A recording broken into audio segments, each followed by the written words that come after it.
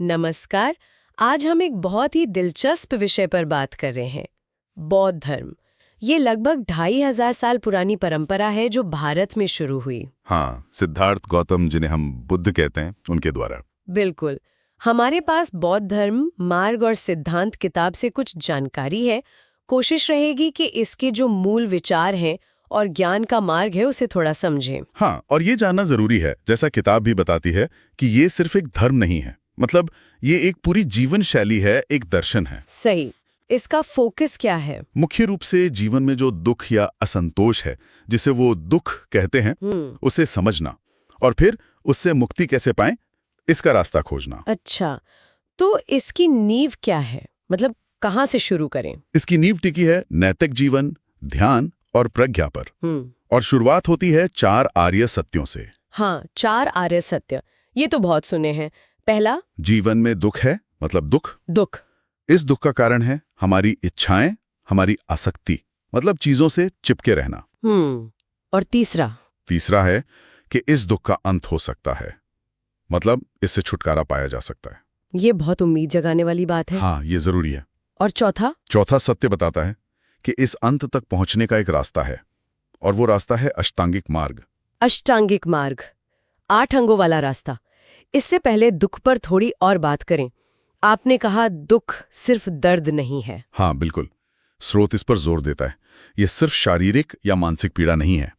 ये जीवन की वो प्रकृति है कि कुछ भी स्थायी नहीं है, सब बदलता रहता है, जिससे एक तरह की बेचैनी या असंतोष बना रहता है। समझ गई। और हमारी इच्छाएं से बढ़ाती हैं? हाँ, क्योंकि हम चाहते हैं कि चीजें वैसी ही रहें जैसी हमें पसंद है, या हमें वो मिले जो हमारे पास नहीं है। ये खिंचाव ही दुख पैदा करता है। लेकिन जैसा कहा तीसरा सत्य कि निरोध संभव है, मुक्ति मुमकिन है। सही, यहीं पर अष्टांगिक मार्ग आता है। तो ये अष्टांगिक मार्ग क्या है? ये 8 चीजें कौन सी हैं? ये दुख निरोध का प्रैक्टिकल रास्ता है। इसमें 8 बातें हैं।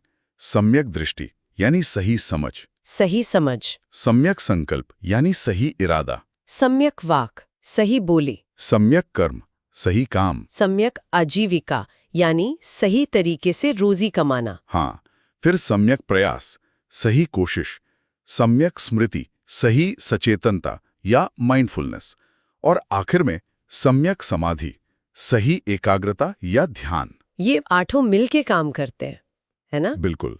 स्रोत बताता है कि ये अलग अलग सीढ़ियां नहीं हैं, बल्कि एक साथ चलने वाले पहलू हैं।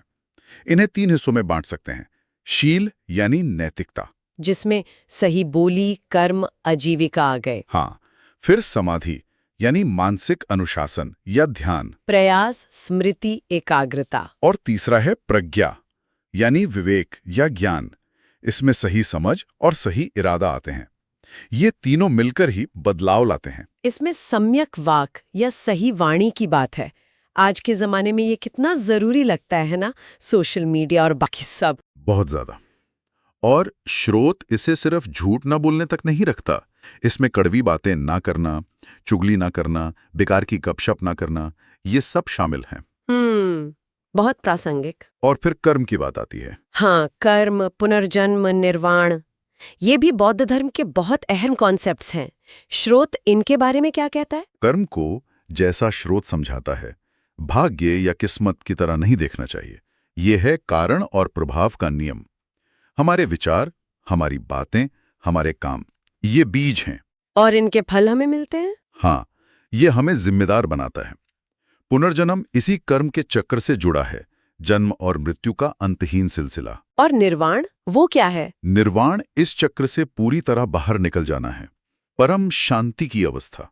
स्रोत ये साफ करता है कि ये स्वर्ग जैसी कोई जगह नहीं है। तो फिर क्या है? ये दुख और उसके कारणों का पूरी तरह मिट जाना है।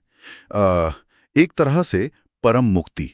यही बौद्ध धर्म का अंतिम लक्ष्य है। अच्छा, तो कर्म हमें जिम्मेदारी सिखाता है और निर्वाण अंतिम लक्ष्य है। और सचेतनता, माइंडफुलनेस और करुणा। हाँ, ये भी बहुत महत्वपूर्ण है। सचेतनता यानी सम्यक स्मृति, अपने वर्तमान पल में जीना बिना जजमेंट के। और करुणा, दूसरों के दुख को महसूस करना और उसे दूर करने की इच्छा। ये सिर्फ अपने लिए नहीं, दूसरों के लिए भी है। बिल्कुल, ये बौद्ध आचरण का केंद्र है। इन्हीं सिद्धांतों के साथ ये दर्शन भारत से निकलकर पूरी दुनिया में फैला। थेरवाद, महायान, वज्रयान, कई शाखाएं बनी।